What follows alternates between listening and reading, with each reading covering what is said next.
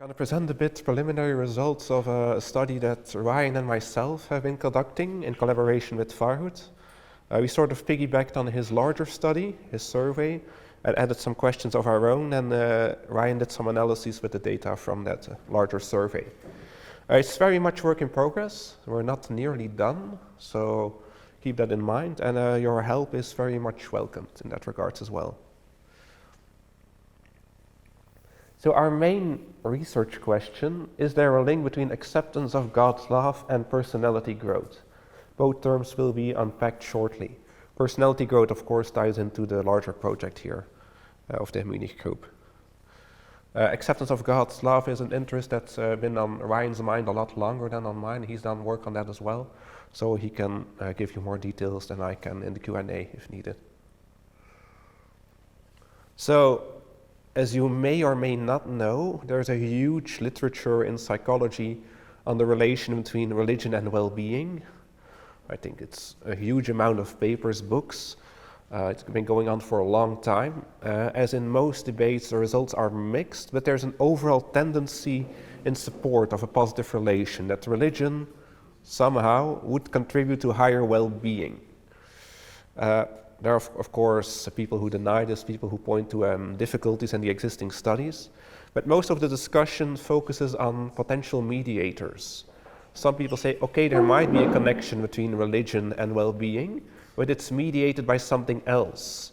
Usually social and having a broad social network, seeing a lot of people, having a lot of support. That's a candidate that's often seen as a mediator. Can also be like spending time away from work or being quiet while during prayer. So mediators, they, not always, but usually they are non-religious mediators that are proposed as mediating the connection. There are religious mediators as well, and we'll get to one shortly. And there's also a huge discussion on what aspects of religion link positively to well-being. Because of course religion, as we all know, is a very vague term. There's belief in God, accepting that God exists. There's having faith in God, something more profound. There's religiosity, attending church. There's prayer. There's attending Bible study. There's a lot more. There's also various kinds of religiosity. There's Christianity, there's Islam, there's Indian religions, and so on and so on. So there's also a huge discussion on exactly what part of religion connects to well-being. I want to talk a bit about religious attachment as a potential mediator. This is a religious mediator, and that would explain the connection between religion and well-being. I'm assuming some will know the attachment literature, tracing back to Bowlby, but maybe just briefly reiterate. Bowlby theorized that there are 4 kinds of attachment styles. Attachment is connecting to caregivers, romantic partners, parents, or those kinds of people. How you relate to those people.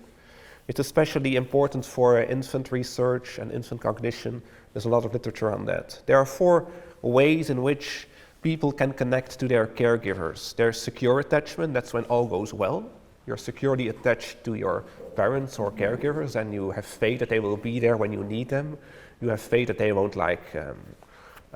neglect you or they won't harm you. Then all is well. The vast majority of people is here with regards to attachment to parents and caregivers. Then there are 3 others where you don't want to be: avoidant, anxious, resistant, and disorganized. These are when something actually goes wrong in the caregiving, when the parent doesn't have a lot of time or is making mistakes perhaps, or something else goes wrong. They're avoidant when children or others tend to avoid contact to their caregivers. Anxious resistant when they're somewhat anxious about their relation, and disorganized when it's all the way over, when the parent is sometimes well caring and sometimes not, and people get very confused there. The attachment has been applied to God as well. God is an attachment figure.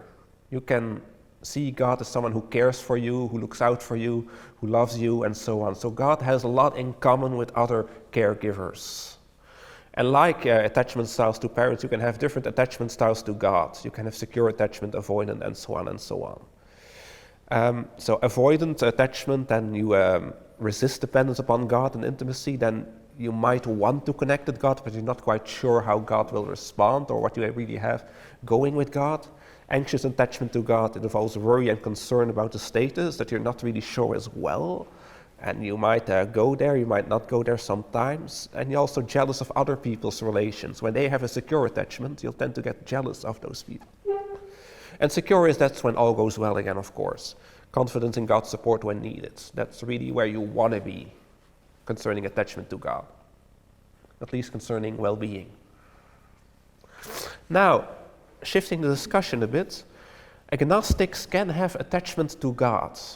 It might seem somewhat paradoxical, but it needn't be, if you focus on acceptance, but we'll get there. Some research conducted by Ryan, amongst others, showed that different attachment styles mean different things for agnostic well-being as well. An anxious attachment to God was negatively related to their well-being.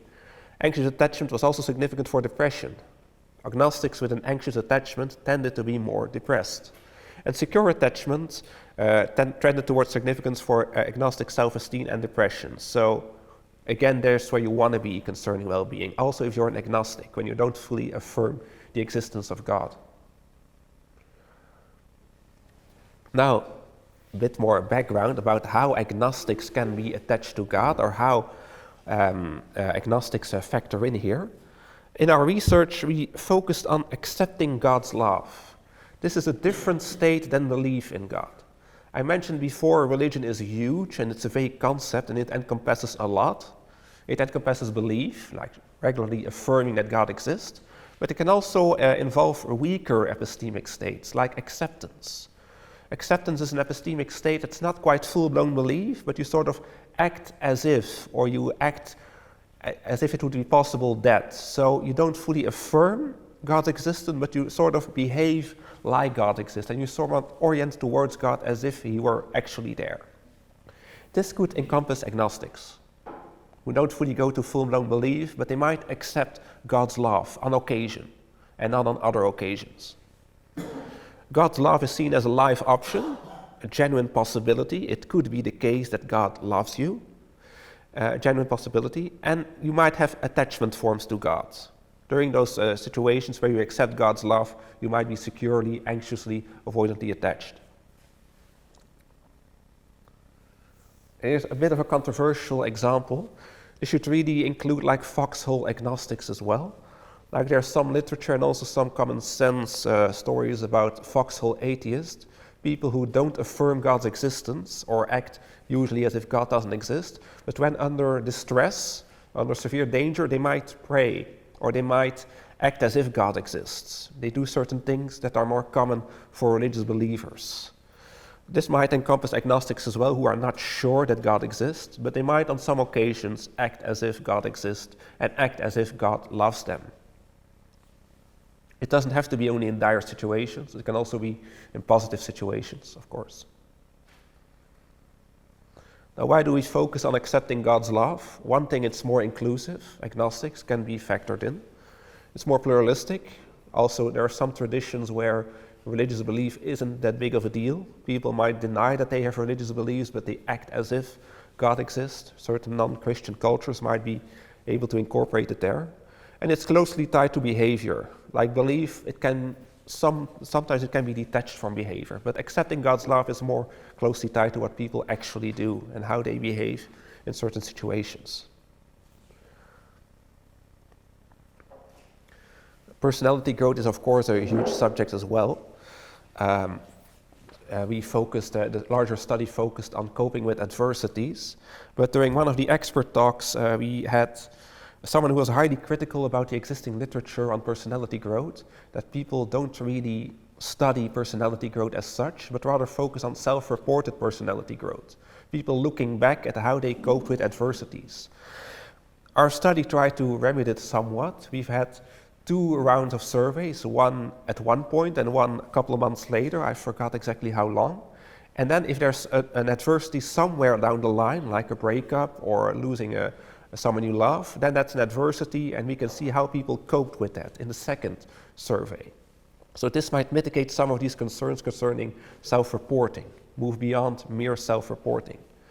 Another criticism in the expert talk was that a lot of research doesn't focus on the underlying traits, like certain trait manifestations of personality growth, like gratitude, forgiveness, wisdom, and mental health. We try to factor those in as well, had specific questions measuring those factors that might underline personality growth, and have a better grasp of whether people have actually grown concerning their personality.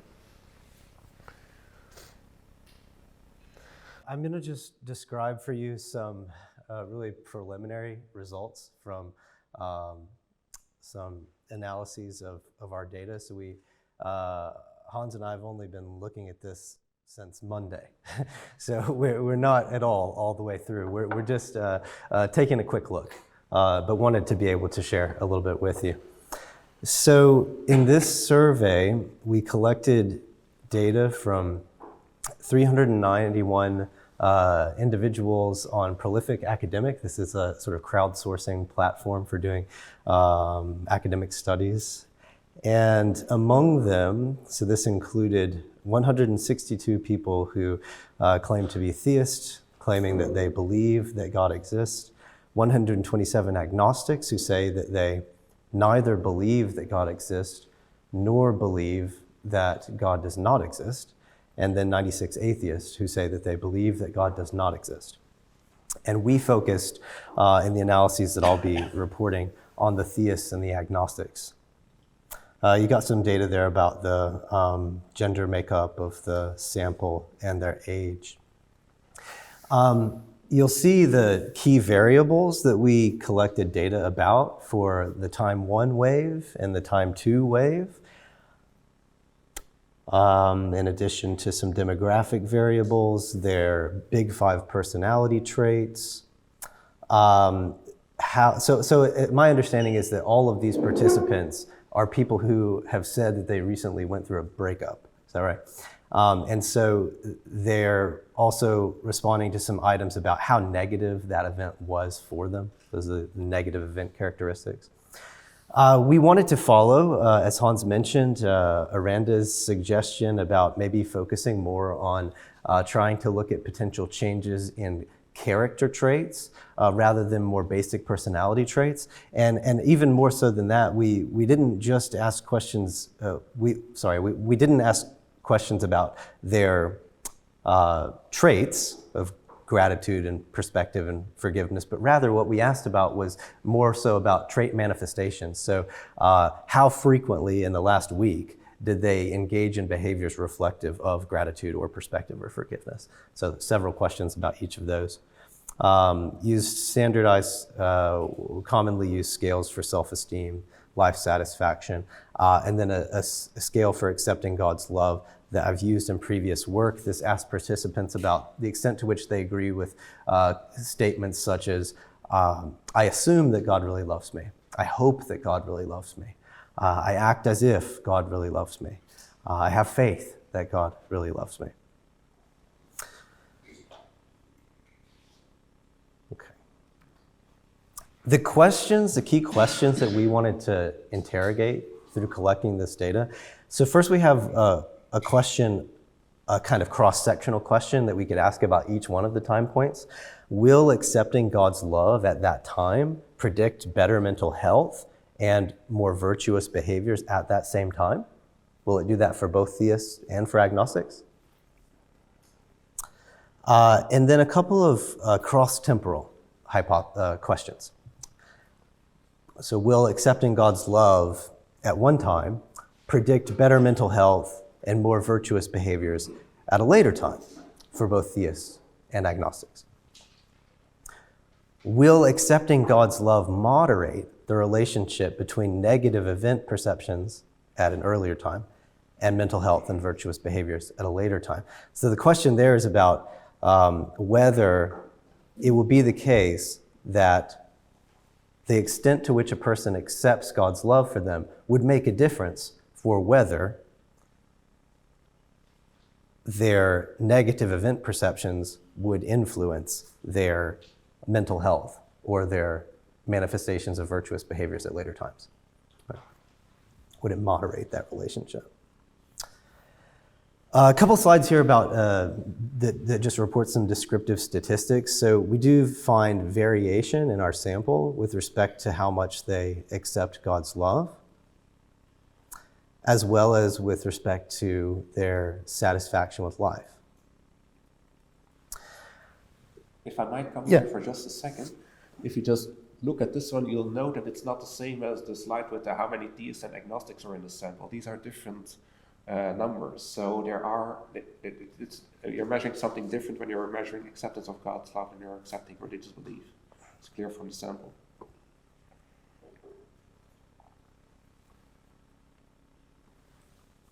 Okay, so I'll report some initial findings about both cross-sectional hypotheses and cross-temporal hypotheses. So first, just looking at correlations. These are just bivariate correlations. Going down the leftmost column, we're looking at the relationship between accepting God's love at time 1 in the top in the top table. We're looking at accepting God's love at time 1 for theists, agnostics, and then for the combined pool of theists and agnostics. And then we're looking at the relationship between that variable and then several of our outcome variables running across the top there. So gratitude, perspective, forgiveness, self-esteem, satisfaction with life. So looking at the first time point, we find generally significant relationships between those variables, just looking at bivariate correlations, with the exception of satisfaction with life. Looking at the bottom table, this is looking at time 2 and just doing the same kind of thing. We didn't include forgiveness at time 2.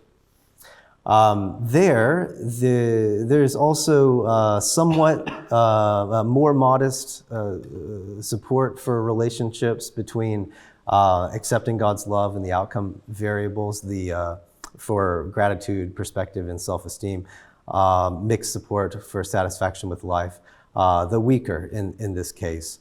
It shows up better when we've got more participants, when we pool the theists and agnostics together.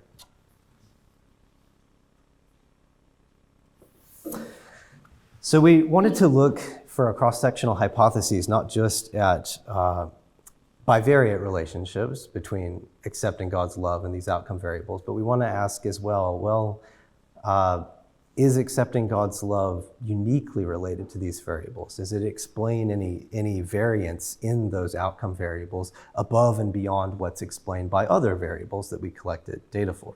And so to investigate that, we used hierarchical regressions. That allowed us to control for some of the other variables in our sample. The ones that we controlled for were the big 5 personality traits, gender, and age. And so when we do that, looking at the top table again, so that's for the first time, we find some support for significant relationships between accepting God's love and gratitude, perspective, and forgiveness, but not so with respect to self-esteem and satisfaction with life. In the case where the relationship was significant, I gave in parentheses the percentage of additional variance that was explained in the outcome variable there. Same kind of thing for the bottom table. In that case, again, relationships are weaker. We're only really finding a significant relationship between accepting God's love and gratitude in our hierarchical regression in that table. It's trending towards significance for perspective.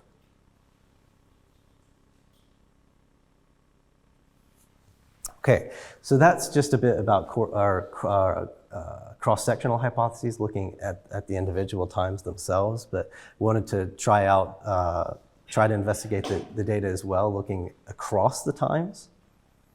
So one question to ask in doing that is, well, did the participants change? Did they change from one time to the other? And so just using some t-tests, we find that for the most part, they didn't. So for the most part, there's not a significant difference in their gratitude or self-esteem or life satisfaction across our 2 time points. They did differ significantly with respect to perspective. Across our sample, in general, people reported having higher, better perspective or wisdom at the 2nd time point than at the 1st. And also, maybe of interest, the agnostics reported a significant decrease in their acceptance of God's love across time points as well.